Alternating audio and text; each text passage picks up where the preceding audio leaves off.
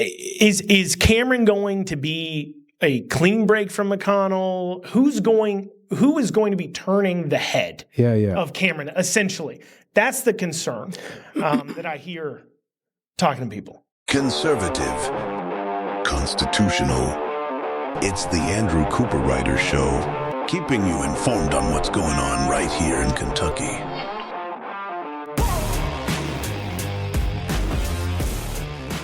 And welcome, everybody, to another amazing day right here on the Andrew Cooperrider Show. I am joined by Daniel Cameron, former Attorney General, running for Senate, of course. Very excited to have him on here. Now, for those of you watching on radio or TV, we're not going to be chopping this up. I want to make sure we can flow through a good conversation. So the stops and starts might seem abrupt for you all that have commercial breaks. But, you can always head over to theandrewshow.com, hit the Listen Now tab, and see all the different places where you can listen to the show if you want to hear it a little more uninterrupted. There's still ads, but, got to pay the bills, right? I got to pay the bills, right? I mean, not much. I don't make much. Let's not get carried away. I'm not retiring on my podcast income, but, we can do a nice dinner a month. I like that. That's good. Date nights are always important in a marriage. That's man. right. That's right. I get it. First, I want to thank you for reaching out to coming on. I know I ran for office. Yeah. This is a risky thing, right? Oh, absolutely. I mean, you have an hour, 2 hours. I don't know how long we go for, but however long we go for. Yeah. And geez, in this day and age, you can definitely take those snippets out. So you reaching out to come on the show, I certainly really appreciate that. Of course, man. But let me just say, I want to commend you on doing this. I mean, this is, I tell people all the time, podcasts can be hard because it's literally you and a camera and a microphone, and you got to be able to fill the space for a while. So I applaud you for doing it and doing it successfully. So I'm glad to be on, man. This is a conversation podcast in terms of like people talk about this podcast. So I'm excited for you. I'm glad to be on, and appreciate what you're doing. Well, like I said, reaching out, that takes some chutzpah.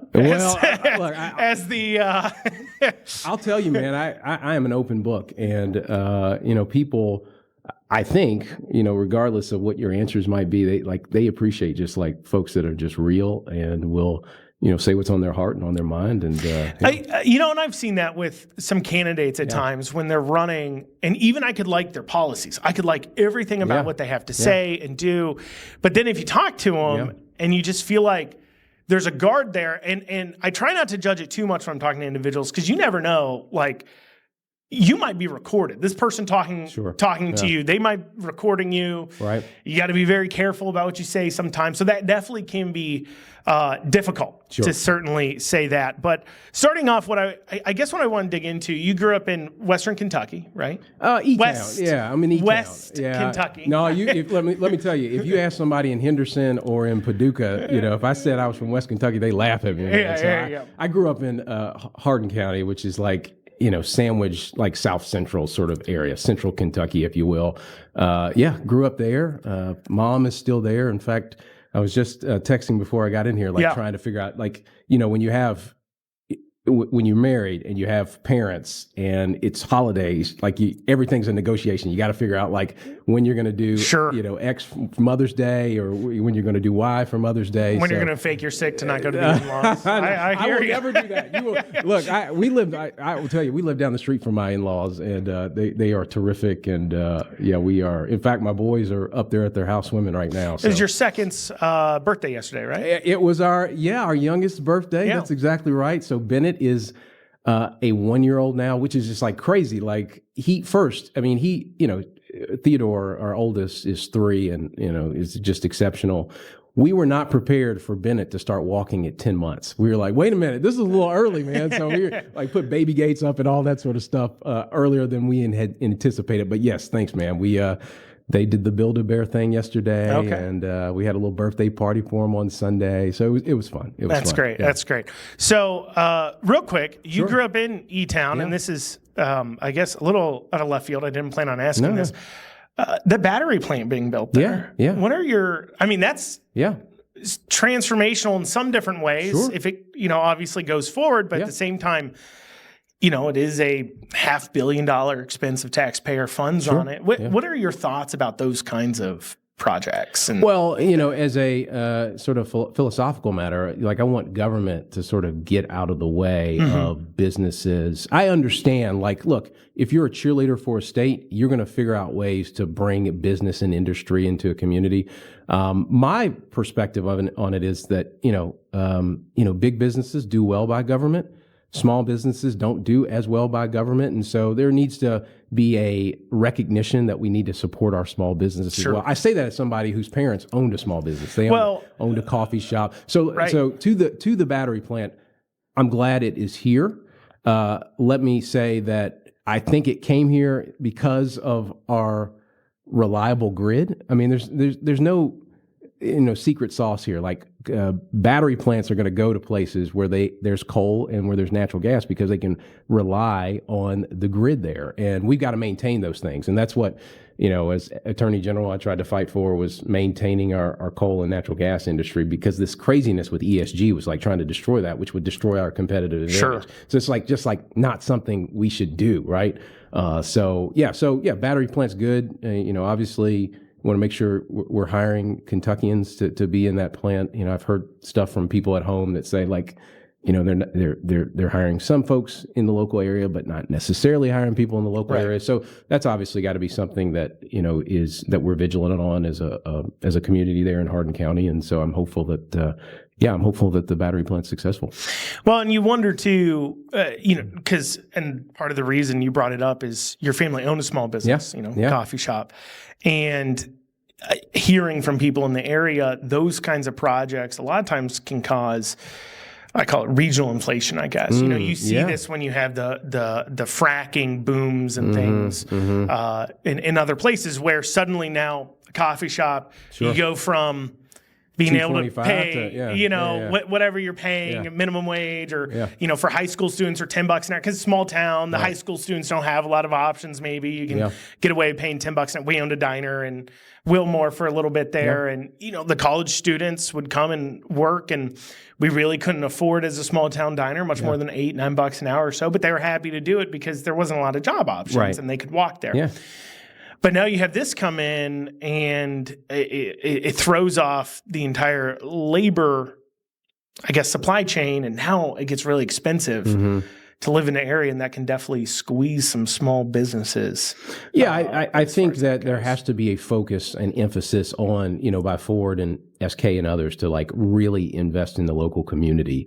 That's again, to my point earlier about like, are you hiring people that are in the community? That's got to be like front and center for Ford and SK. So I'm hopeful that, with some of the community leaders, they're working through that. The mayor there, Mayor Gregory, is trying to do a good job. And, Daniel London, who's part of the economic team there, is trying to do a good job to ensure that there's an emphasis and focus on hiring local, because that's critical. To your point about like, if you want good paying jobs in a community, you want them to go to residents of that community. And so, but to your point, I mean, a cup of coffee, could be $2.25 one day and then $3.25 the next, right? So there are the pressures but by and large, I think there's a real invigoration, or the community feels invigorated by, this battery plant coming there. I mean, they're building new roads, there's new businesses coming into that community.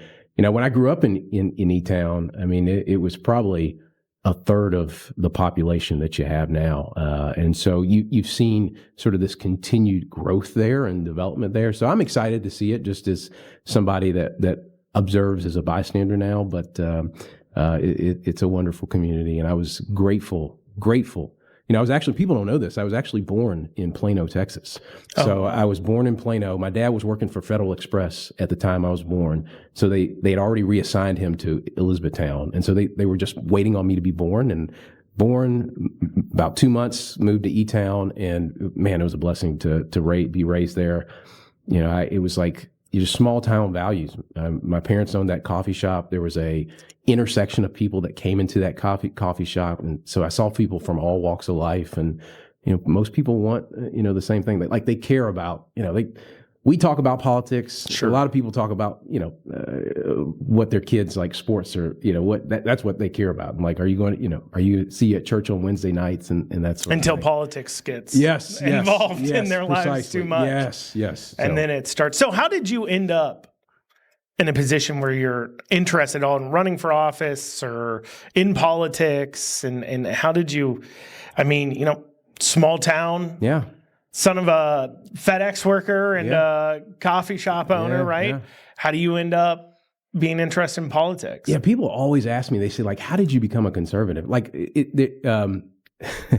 I remember, do you remember the Dark Knight Rises? Yeah. All right, so you remember Bane and you remember Batman. So Catwoman takes takes Batman to this like tunnel. And Bane is there, right? Yeah. And so, but in the middle of that, Batman like throws out all this like, this stuff that make that room dark. And Bane has this line. He says, you've embraced the dark. And then Bane says, well, I was born in it. And I say that because in conservatism, like I was born into conservatism. Like I had no choice. Like my mom will tell the story all the time that the last Democrat she voted for was Jimmy Carter in 1976, and she's not voted for Democrats since. And I was one of the probably few, now that I look back on it, that was like convinced that George H.W. Bush was going to win re-election in 1992. Like when I woke up the next morning and saw that Bill Clinton won, I was so confused. I was like, what do you mean Bill Clinton won? I don't understand. Like, this is a Republican country. Not only is this this is a Republican country. I couldn't understand anything other than that. And so that was the household I grew up in, was like very conservative, very Bible Belt, very small business, very small community oriented, like take care of your own, do well in school, work hard. That was what I grew up in. And, if I picked up my phone right now, and, Mackenzie, my wife, my mom daily is sending us like, stuff on, talk about this issue. So she's like one of our political advisors. I mean, she is one, loves the Lord. I mean, that is guiding principle for her life as it is for me and Mackenzie. But man, she loves politics and getting it right on the issues. And so, yeah, that was I grew up in a conservative household, and candidly, an extension, my broader family, they might not all have an R by their name, but have a more conservative tilt. Most of them are like in Alabama. And so I grew up in conservatism and never thought of another way. So what got you into, I guess, being more active in politics? Yeah, it's so funny because I often get like labeled as a career politician, but like until I ran for attorney general in 2019, I hadn't like been really.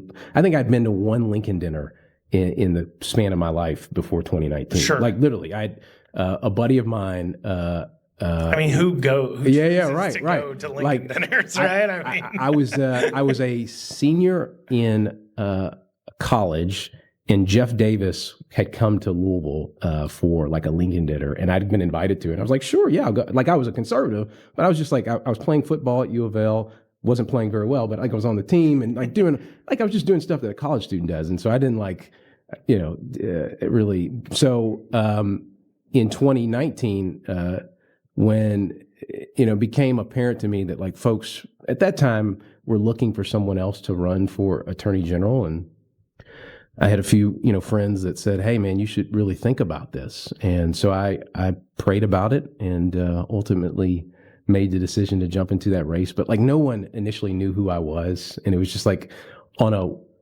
wing and a prayer that people like decided to start, giving and supporting and, helping and all of those sorts of things. So I was grateful ran against Whitney Westerfield your first time. Interestingly enough, Whitney was he was an announced candidate, but he hadn't filed his paperwork. Okay. And before the filing deadline, he decided not to run. Yeah. And then...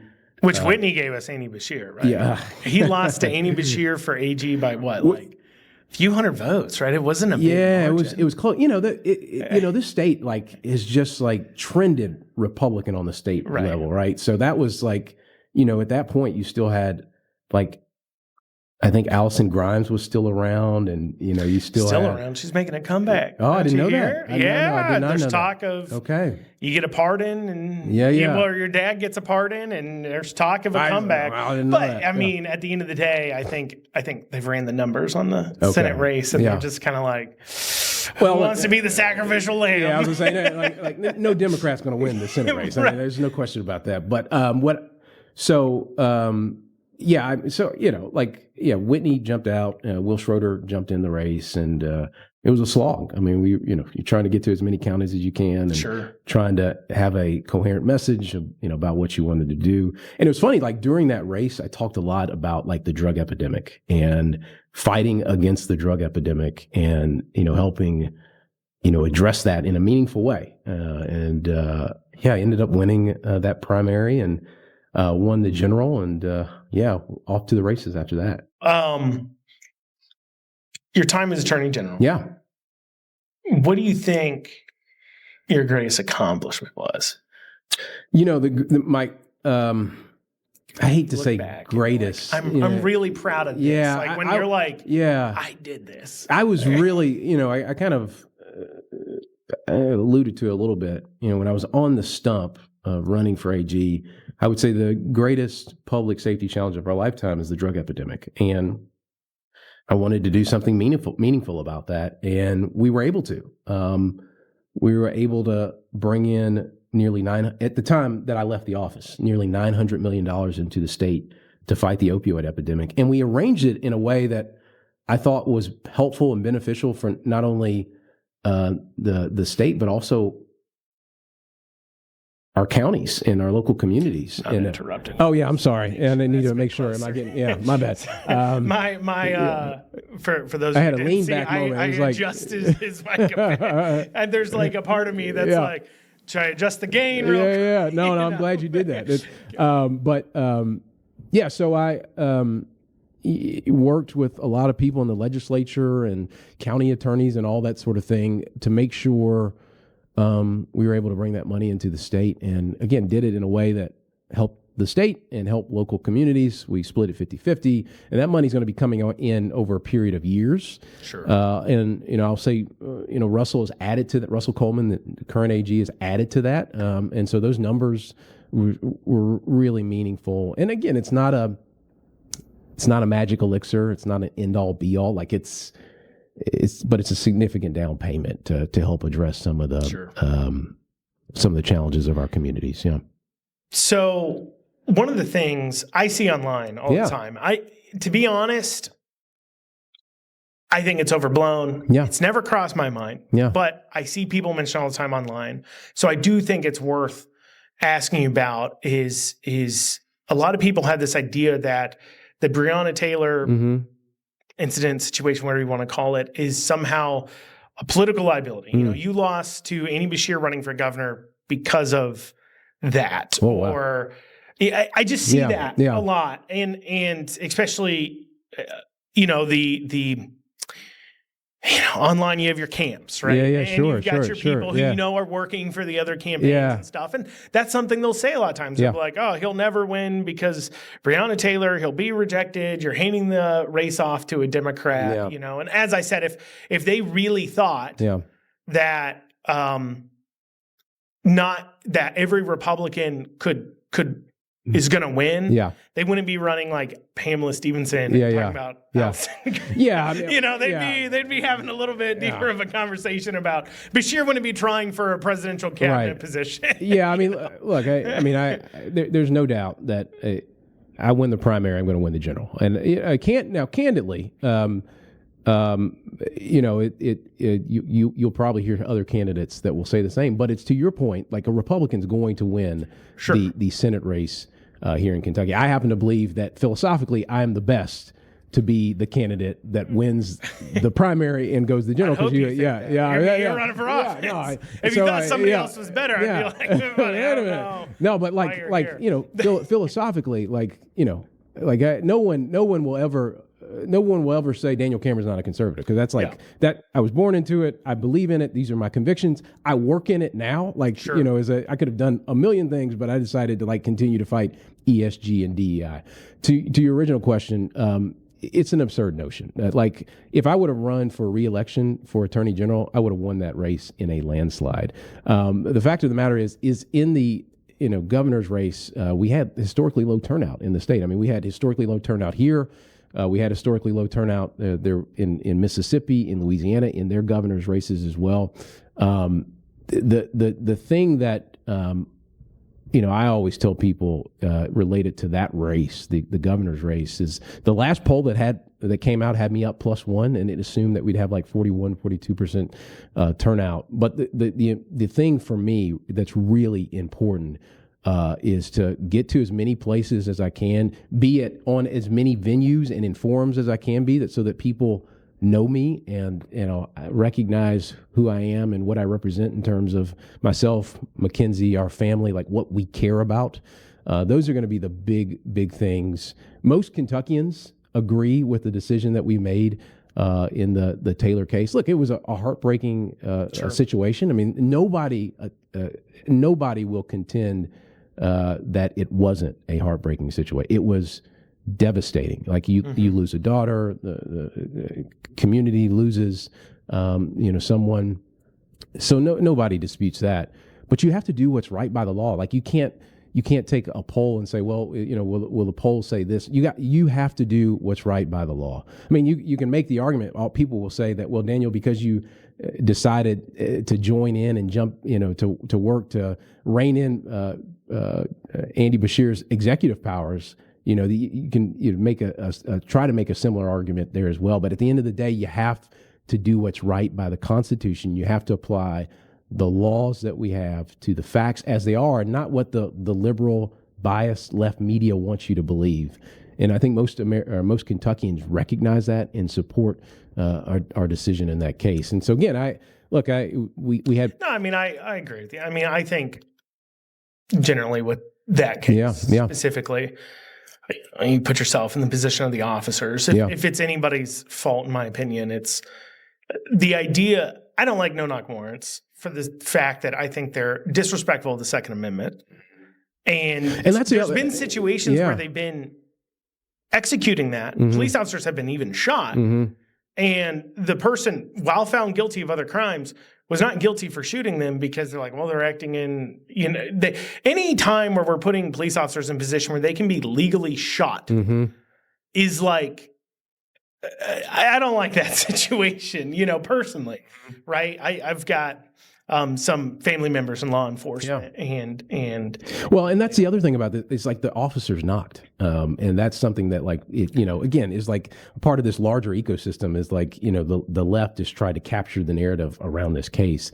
I think again, whether it's this case or anything, detractors will try to use these things against me. But at the end of the day, people know my conservative convictions. They know what I'm going to do, that I'm going to do right by the men, women, and children of all 120 counties. I'm going to fight for preserving this idea of a colorblind society and making sure that we're in a merit-based opportunity society. I'm going to make sure that we're strengthening and securing our southern border. I'm going to fight for our coal and natural gas industries. Like, those are the things that, people overwhelmingly support and want to see strong leadership in the Senate that's going to do that. So, real quick, I think upon Colorblind Society, this is nothing you ever brought up, ever, in your race. You never bring up your skin color. Well, you never bring it up. Can I just to circle back? Look, folks were protesting on our front lawn, but people, since I entered into public life, I mean, I remember going on Fox News. This was before, this was as AG candidate, and I was called several times an Uncle Tom. You were called that during the governor's election. All sorts of stuff. What was that? It was a black activist group. It's crazy. All this stuff predates any investigation. It's that there are folks on the left that don't like me simply because I am a black conservative, and they will continue not to like me and will try to use things against me. But at the end of the day, most Kentuckians don't care anything about that. Like, they care about your values, and Right. they want leadership that reflects those values. And I think I've done that consistently in public life. What was it? I forget the activist group, but I remember at the time commenting, I'm like, they're coming out and attacking, who could be, you would have been the first black governor in Kentucky, right? Mm-hmm. And the fact that I don't know that means you never mentioned it. Yeah. But you could have been, and they're coming out and attacking you in defense of legitimately the pastiest white guy. And I know you're not going to say it, but I'll say it. That guy, I've never met a man who's never been out in the sun. I'm like, will you get a tan? And I'm only bringing this up because he's shooting all these videos. Yeah. And as a person who does like podcasting and videos and everything else, the fact that he's holding the phone so close to his face drives me up a wall. And it means something to me because either nobody's told him to hold it away from your face, which means that's a lack of leadership. You're not open to critiques. You don't have good people on your team, or you think you're portraying some sort of like, oh, I'm just dumb white guy. I don't know how to use phone. Like hokey guy. I think that might be like something on the Democratic side of the aisle, because like I feel like Kamala Harris was doing something like really awkward with a phone too, when she was trying to have a conversation. Well, I think what was it? Tim Walz. Yeah, he played. They really played up the like, oh, I'm a hokey. Yeah, well, there's a lot of hokiness on the left side of the aisle. I mean, look. I tell people all the time, like I've supported Trump since he was first on the political scene, and the thing that I told people related to this election was like Donald Trump won because he had like a coherent message, and the left never could figure it out. They were always like, oh, I remember. Tim Walz came about, and then they had like camo hats that like, all of a sudden had like Walz Harris on them, as if like, oh, you create this hat and you're going to get all these like, people that, that live in rural America that are all of a sudden going to like Kamala Harris and Tim Walz. And that's just not it, man. It's just like people want authenticity. Right. And Donald Trump is he is the authentic person. You like, again, I agree with him on most things, but even if you're like a center left person and you might not agree, but you see him and you're like, that man has been saying the same thing before he came down the escalator. He was saying the same thing about trade deals, about America being taken advantage of. Like, he is consistent, and people want authenticity. When he's asked a question too. So it's funny that I look at like Elon Musk and him, and I think they're both actually very authentic. Yeah. When Elon Musk is asked a question, he quietly will think for almost an extended period of time and then slowly respond.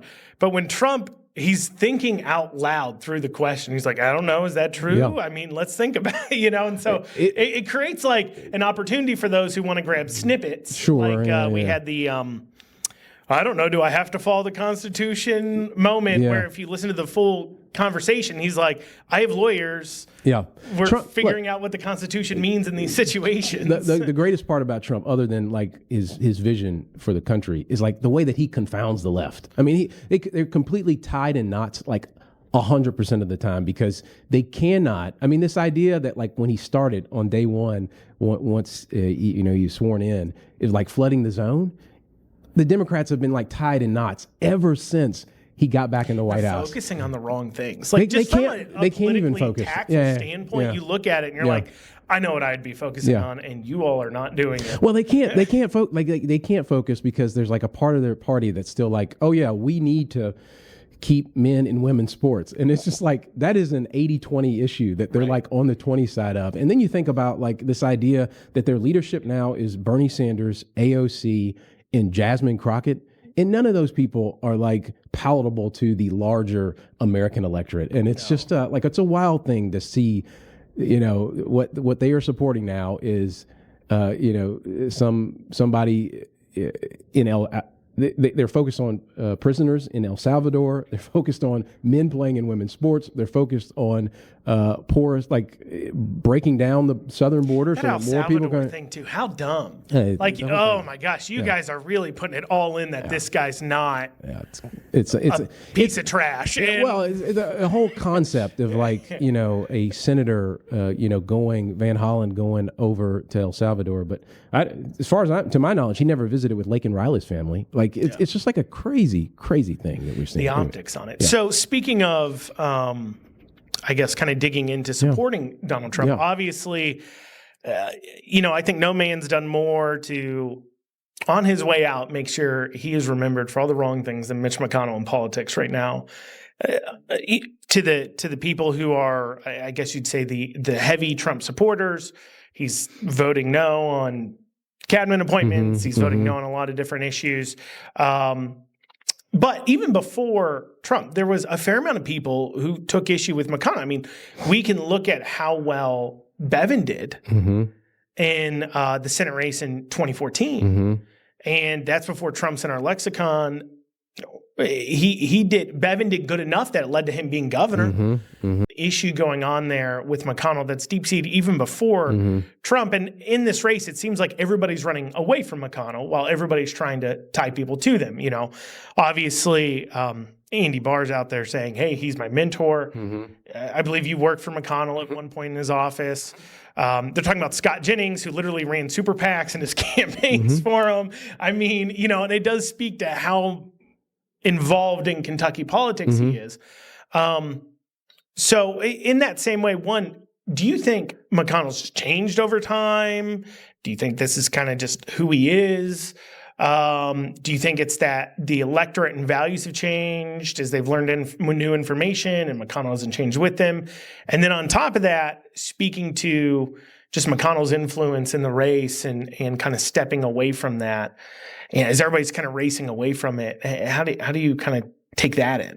Well, I think it's a two-part answer. So let me try to walk through the first on sort of. Let me say this. An interesting thing, we've done a lot of polling on this race. Obviously, the most recent poll had me at 44% in the primary. The thing that I found most interesting about the polling was that, like most people, even though like my detractors, again, the detractors will have all sorts of things to say to, want to tie me all the way to McConnell. Most people in the state.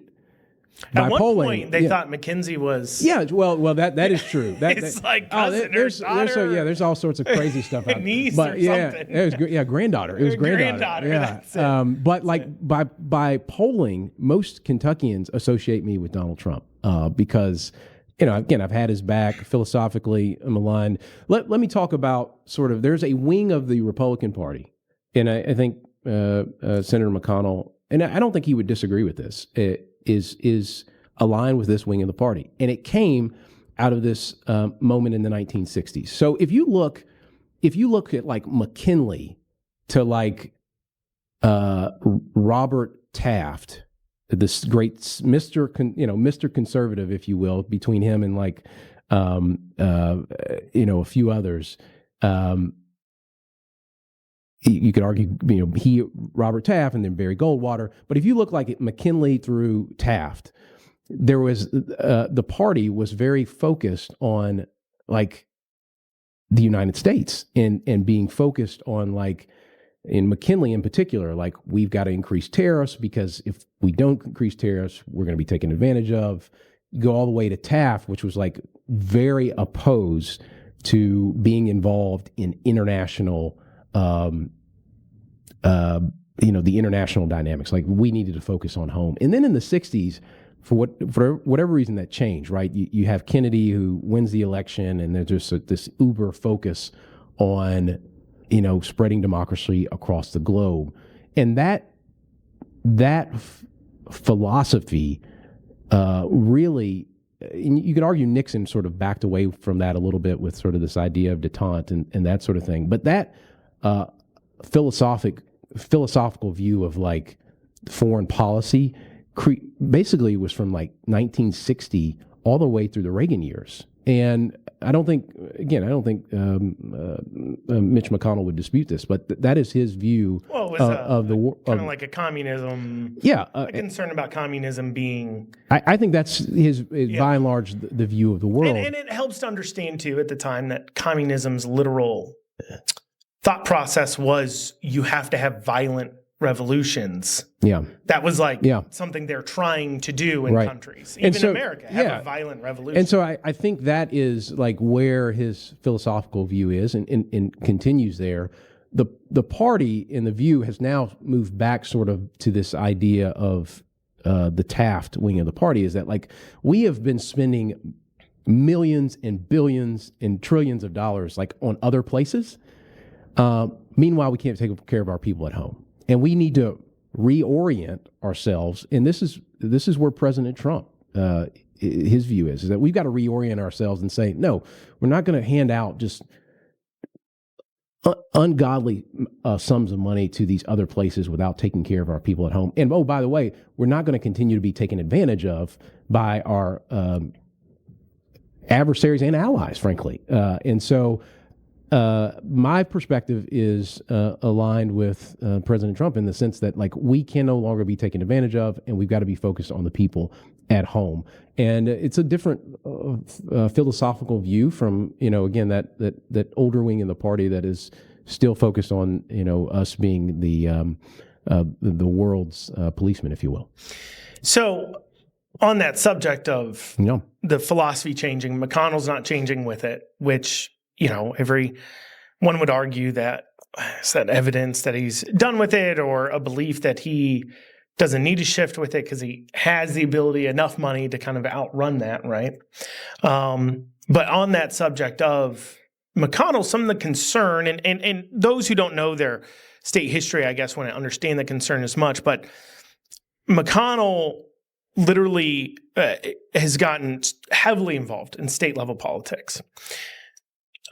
Rand Paul, not as much. Mm-hmm. And if most people in the, whatever you want to call it, liberty conservative wing, whatever they want to call themselves, and people place me in it.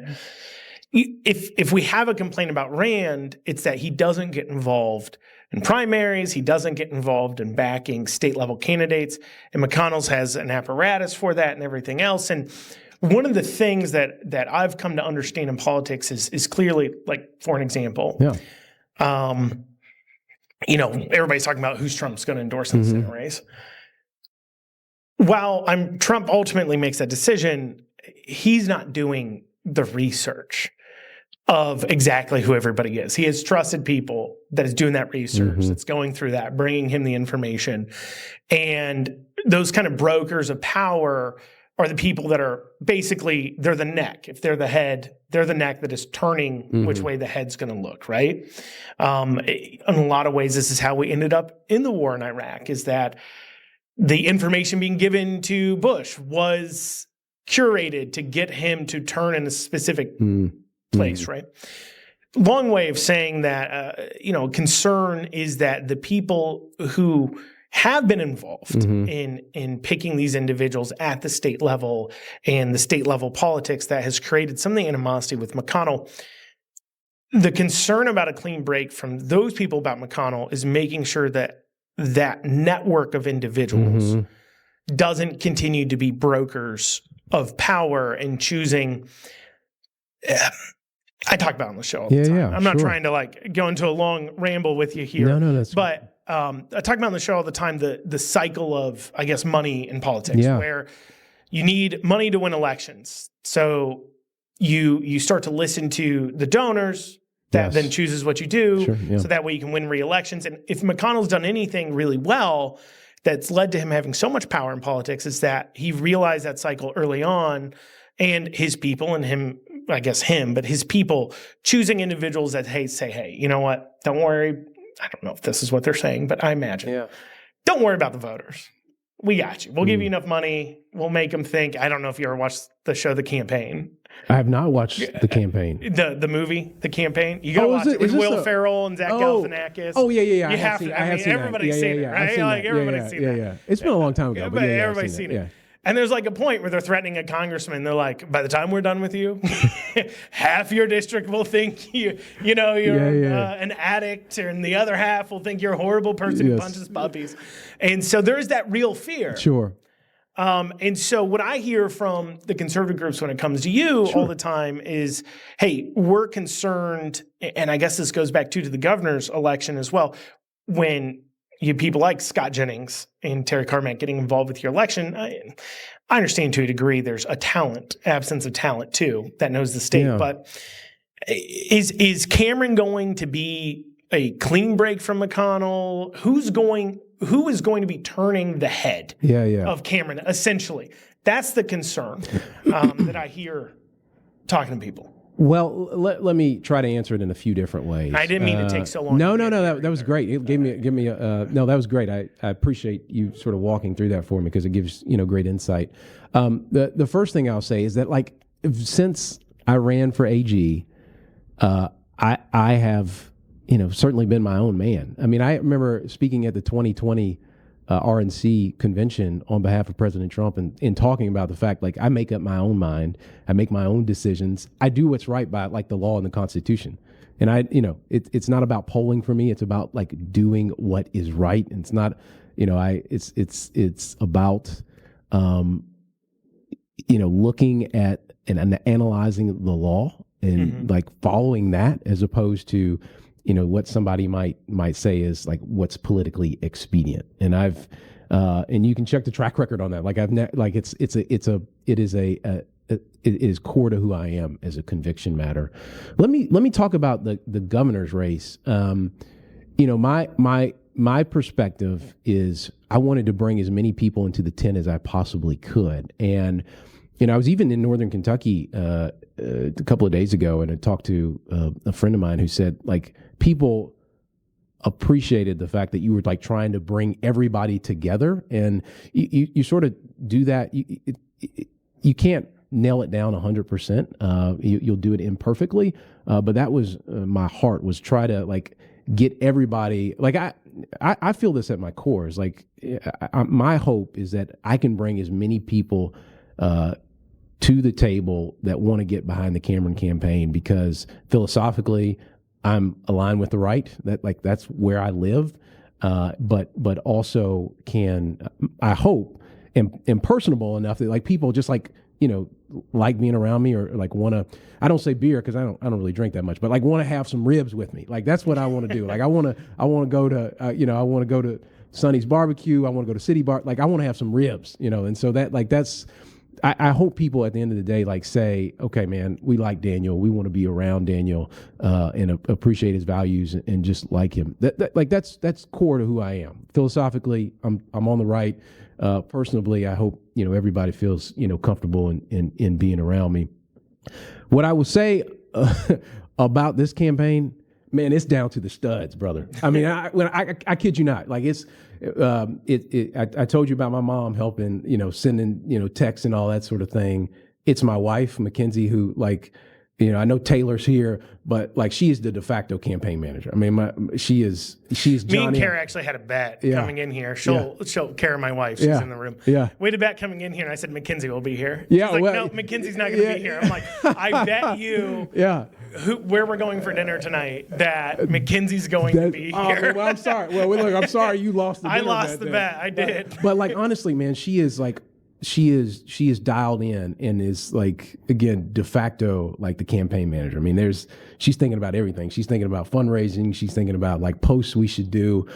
So I say that because it really is man, we are down to the studs. It's Mackenzie, it's myself, it's Atlee Smedley, it's Taylor Zanazi, who we just brought on as campaign manager, and it's the guy that's been my general consultant since the very beginning, a guy named Brandon Moody. And that's it. Now we brought in a team of called FP1 that's helping as well with but that's our team, man. It truly is a down to the studs team that recognizes and is some of the concerns that people have raised in the past.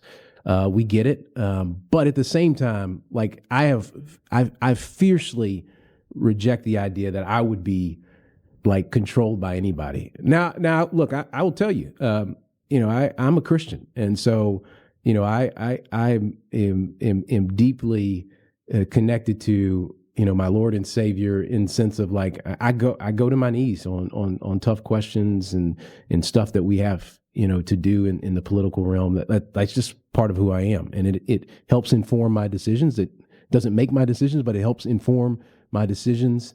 And I consult with the Constitution and the laws of the state, and I try to reflect the values of the men, women, and children of Kentucky. And that's like you talk about political philosophy, like that's Daniel Cameron in a nutshell. It's not, being connected to or being associated with anybody. It's the things that I just mentioned, and that is again, perception wise.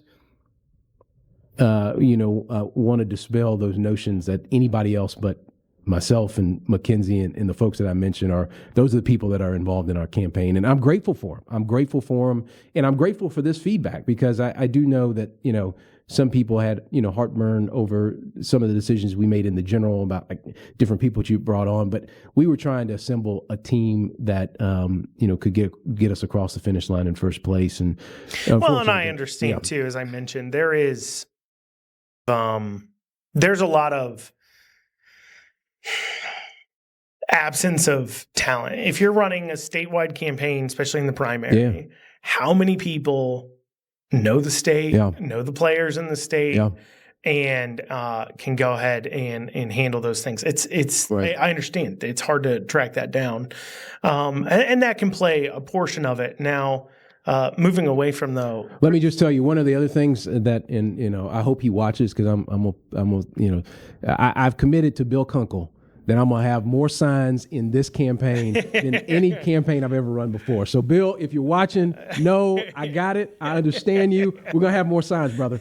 That was something that... Oh, man, I hear Bill, Bill, I can't get to Northern Kentucky without, Bill said, Here's one thing. So I heard this during the governor's election, and I think this is like the heartburn of... And they put it on, this is the McConnell campaign method, and it probably worked when McConnell's first running for office, when they were inventing the wheel and figuring out how to, start fires. Before any of us, but this, I'm going to wait till the last month to really start to campaign, right? And I think during the governor's election, that was the case.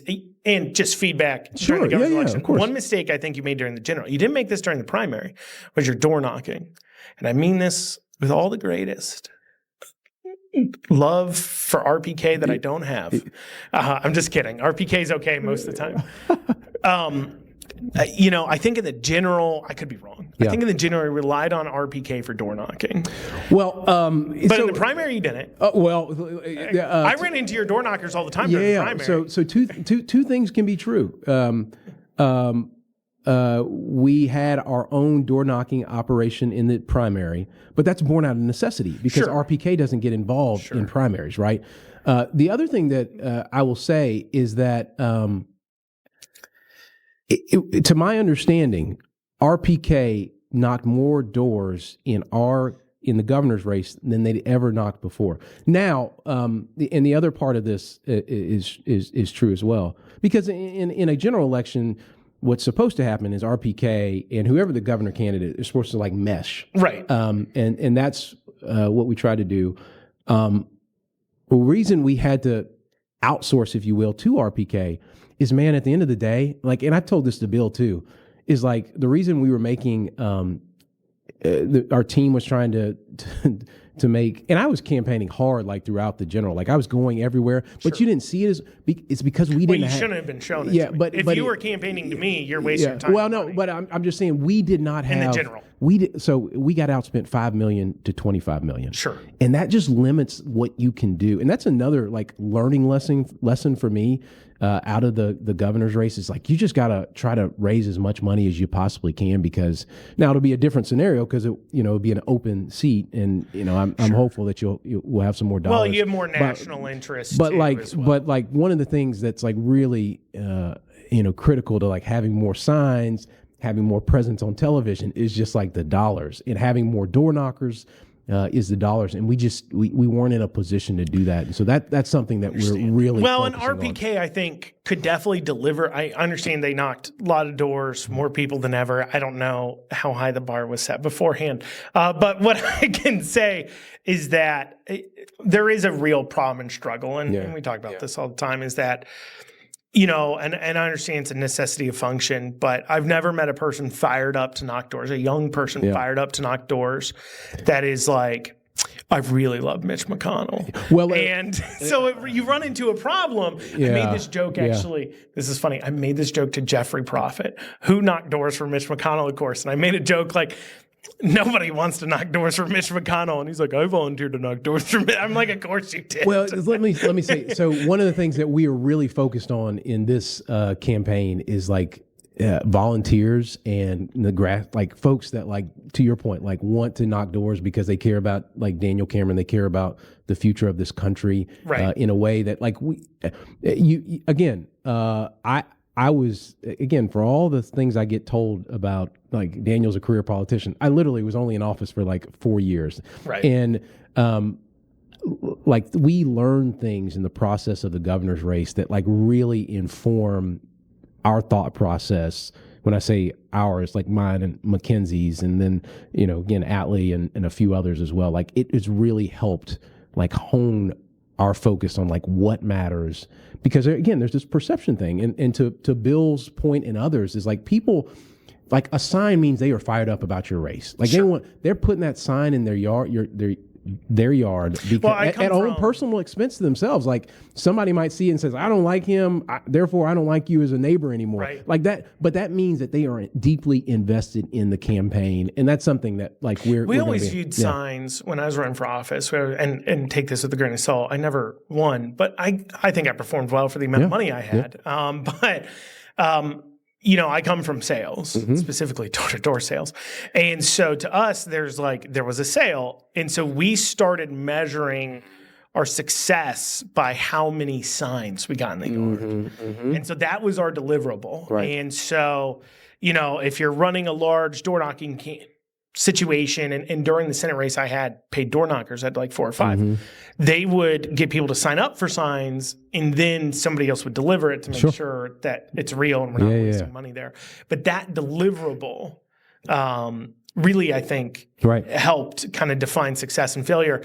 But I guess, on the RPK thing too, not to harsh them too much, I do say this on the show all the time, that I do think the grassroots of the Republican Party and the grassroots of the Democrat Party are the grassroots of the Republican Party and the Republican Party itself are in conflict. On the Democrat side, you don't have that. And I think it has to do with the fact that the Republican grassroots want smaller government, less intrusive. They want government to do less, but doing less means the people, the donors who, a lot of times I don't call them donors, I call them investors. I mean, they expect some sort of payoff some way. And a lot of times what they want is for government to do more that helps them, or individuals want more power.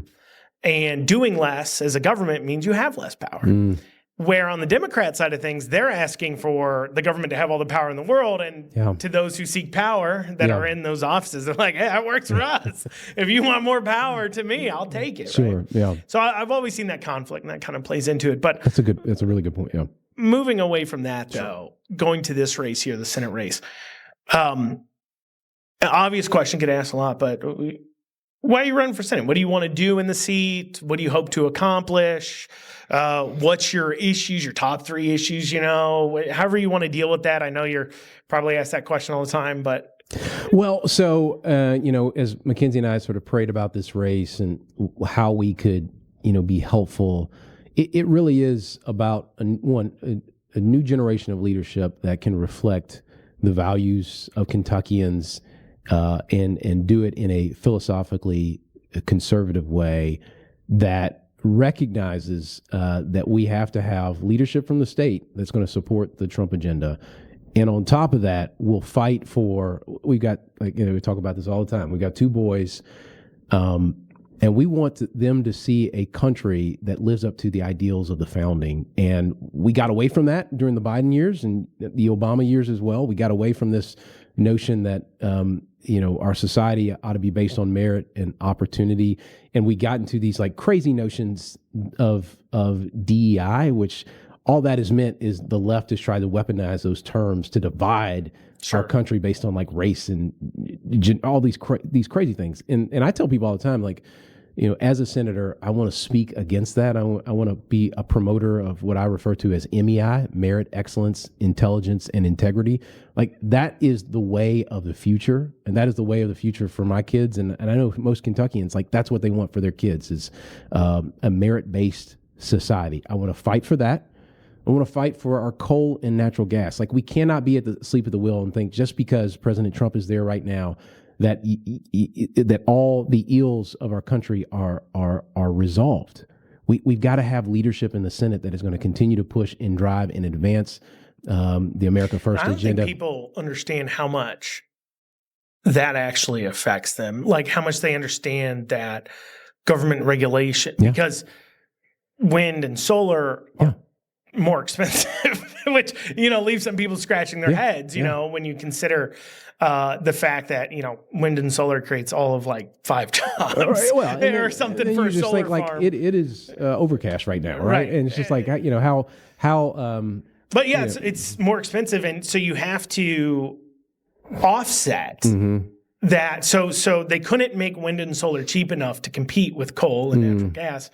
And so they passed all these regulations on coal and natural gas to make them more expensive, which means you're paying more than you should be on your utility bills, no matter how you're getting your power now, because they're trying to artificially increase the cost of doing business for those who are not renewable. And so if you think of people, like the Larry Finks of the world that wanted to destroy the fossil fuels industry like by 2030 or 2050, and they had created like this unholy union between like the Biden administration, the bureaucracy, the asset managers in BlackRock and a few others, Vanguard, that like wanted to absolutely destroy a whole industry. Like that would destroy Kentucky's competitive advantage. And I talked about this earlier. I mean, a battery plant comes here because they can get low cost and reliable energy to make the batteries. Like people move here or companies move here because of a low cost and reliable grid.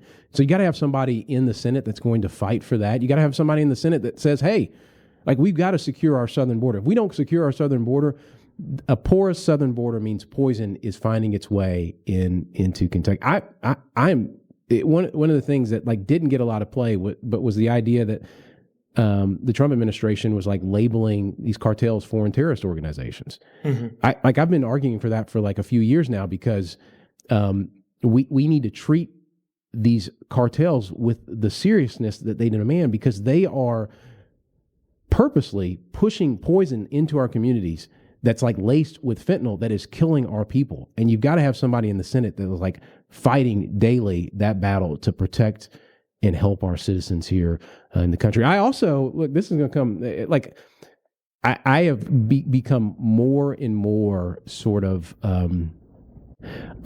moved by this idea of freedom technology and the idea that like Bitcoin and cryptocurrency, like we have to create an ecosystem where those things are accessible for that are, it's untethered from sort of the traditional sort of regulatory existence, so that there can be like freedom of exchange and ability to move goods and stuff in a way that like is not burdened down by the current systems that we have. And so I fully support freedom technology and Bitcoin, and I think we need leadership in the Senate that's going to fight for that as well. I mean, it particularly in a society where you have banks that are willing to debank conservatives, they've got to have somewhere to go, and Bitcoin and crypto might provide that avenue. And I want to be a staunch fighter for that as well. When you look at I don't know how we're doing on time. I don't either. I can talk for days. Track. Like it's like. But when you look at what the Senate's done, whether it's recently in history or anything else, do you look back at anything and say something that passed that even Republicans voted for, and you're like, oh, geez, I wouldn't. That's an issue. I mean, one could argue, McConnell voting for the Clean Air Act in the 1990 and helping make sure that passed was a step towards what we're facing now with coal and natural gas being targeted and those kinds of. It definitely laid the groundwork for it, weaponized. But is there anything that pops to mind for you there? Anything the Senate's done that you're just kind of like, ugh? Well, I think, for most conservatives, I think one of the challenges that we saw that came out of the Obama years was sort of this overhaul of our healthcare system in a way that has not helped most Americans. Right. Like premiums are still high. Folks still have challenges when they're going to the doctor or like getting services. And the Trump administration was trying to figure that out during the first term. And obviously, John McCain did his infamous, thumbs down thing. But I do believe that we have got to continue to look for ways to improve patient care in our society and in our communities. And that could be a whole host of things, right? That could be a holistic approach. And I'm glad to see what Robert Kennedy is doing, or, RFK Jr. is doing at HHS. And Mackenzie will say all the time, like, we cut out red dyes in our house. Like before, that was like a big thing that, RFK Jr. was talking about. So again, patient health, holistic approach, like is something that I think we need to focus on as, if I'm fortunate to be in the Senate, like we got to focus on that. The other thing that it comes to mind in terms of like an area that I want to be, I'm skeptical of not only big government, but like some notions of big business, in particular big tech, and the ability to block certain information from or mislabeling information or disinformation that these concepts or notions that ultimately can hamper or hinder free speech. And I think there's a strain of the Republican Party and some leaders in the Senate that are looking at like, what does it look like for the immunity of big tech companies? And sure. So that's something else that I want to look at and see that, is that something that we've gotten right, or are there modifications that need to be made on that front? Yeah, I mean, I've always thought it'd be interesting to look at, they receive immunity as a platform because they're not a publisher. But you could definitely argue the minute you start engaging ideas just because you don't like them, you are literally acting as a publisher. You are, yeah. And you should have the liabilities of being a publisher if you're going to act like one. And that certainly is definitely a less government way of not regulating social media. If anything, you're deregulating precisely a little bit. Yeah. You could make that argument. And so, that's definitely, I think, an interesting way to approach it as far as it goes. So any kind of last thoughts, anything you feel like you haven't hit upon that you want to make sure everybody understands? CameronForKentucky.com is our website. Don't forget CameronForKentucky. And honestly, like what I've shared with people, like particularly in this campaign, is like you're going to get the unvarnished Daniel, and I'm sure Atlee's back there like sweating right now. I probably said something that's like crazy, but like it's just like look, I'm a Christian. I love my wife dearly. I care about our two boys. We're doing this for their future, and hopefully can help the men, women, and children of Kentucky, and want to help with President Trump's agenda. Like at the core, that is what motivate us to jump into the Senate race, is to fight for the future of Kentucky and to help Kentucky lead the nation. And I, feel very encouraged by like the polling and to your point about like some of the grassroots that are just like, yeah, we like Daniel. Yeah, you might say all these things about Daniel, but we like him and we want him to be the next senator from Kentucky. And so I am going to continue to get on as many venues as I possibly can and be in as many forums as I can to share that message. And some people might say, I don't know if I like that answer, but they'll know my heart. And I think that's what matters at the end of the day, is that like people know my heart and why I'm doing this. So I appreciate, long way of saying thanks, man. And continued success to you in this endeavor and all the other things that you got going on. But you, like, I don't know if you and Carrot, like, do you all sleep? I mean, is that like a thing in your household? It's like, do you figure out a time to like rest at all? Because we find Yeah. time sometimes. It's we were joking about that last night because we're headed back to the house at like 10:30. Yeah.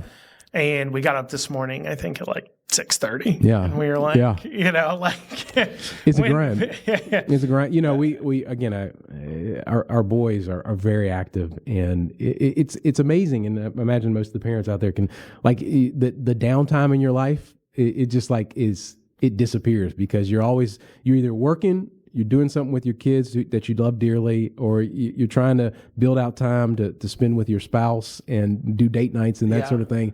And life is just busy, man. So I've been trying to build a fence in my backyard for like a month and a half, which, and every time there's an issue, I'm like, well, the concrete's got to set for a few days. I can't get it. Can't do it in 1 weekend, honey. Don't know what to tell you.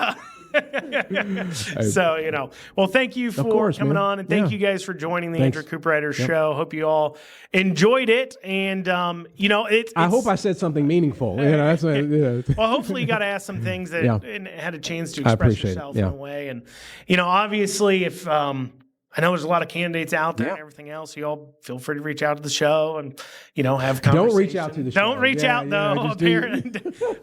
Daniel says no. He said this is awful. The room's too cold.